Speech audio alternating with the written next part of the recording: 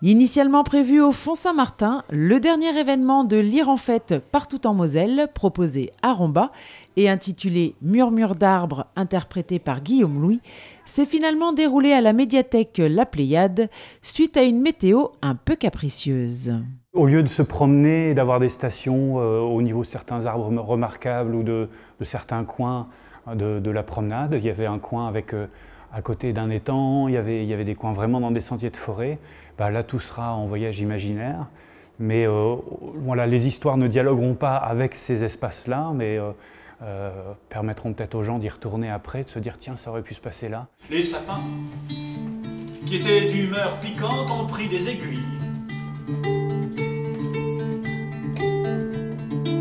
Les grands arbres comme les platanes ont pris de grandes feuilles. Certains détestaient les mouches, alors ils ont pris des feuilles en forme de main pour pouvoir claquer les mouches quand elles se posent sur leur cœur. C'est ce qu'ont fait les figuiers. Pendant plus d'une heure, le public venu nombreux a donc pu découvrir plusieurs contes sur les oiseaux, mais surtout les arbres, comme le chêne, le frêne, le sapin, le saule pleureur ou encore l'arbre ogre. Les enfants ont tous été en dessous des racines. Et le petit, quand ses parents sont arrivés, lui ont demandé « Alors ils sont où tes frères et sœurs? C'est bon là, on retourne à la capitale, l'air est trop pur ici, on va tomber malade, alors qu'est-ce qu'on fait? Qu'est-ce qu'on fait? Ils sont où? Appelle-les » Et l'enfant montrait l'arbre ogre en disant « Gris-gris, crac-crac ». Il savait pas beaucoup bien parler, il savait pas, alors les parents ont cherché partout. Ils ont fait 3, 4 fois, 5 fois le tour du ballon Saint-Martin, du Font Saint-Martin. Ils ont même allé au fond du Font Saint-Martin, oui, ils ont plongé au fond des temps, tout ça. Et ils n'ont rien trouvé.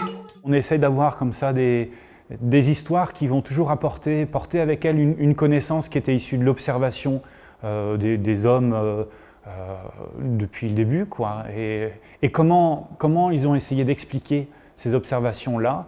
Aujourd'hui, la science explique beaucoup de choses, peut-être pas encore tout, mais avant qu'il y ait la science, on avait toujours une bonne histoire.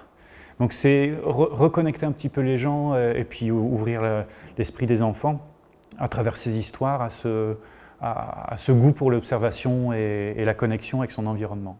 Rythmé par des instruments de musique comme la citole, le bodhrán, le bouzouki irlandais ou encore le güiro, Guillaume Louis a emmené le public en forêt au son de sa musique et de ses contes.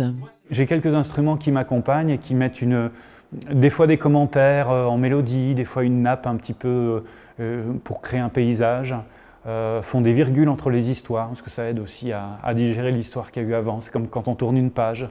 Là, c'est une page musicale.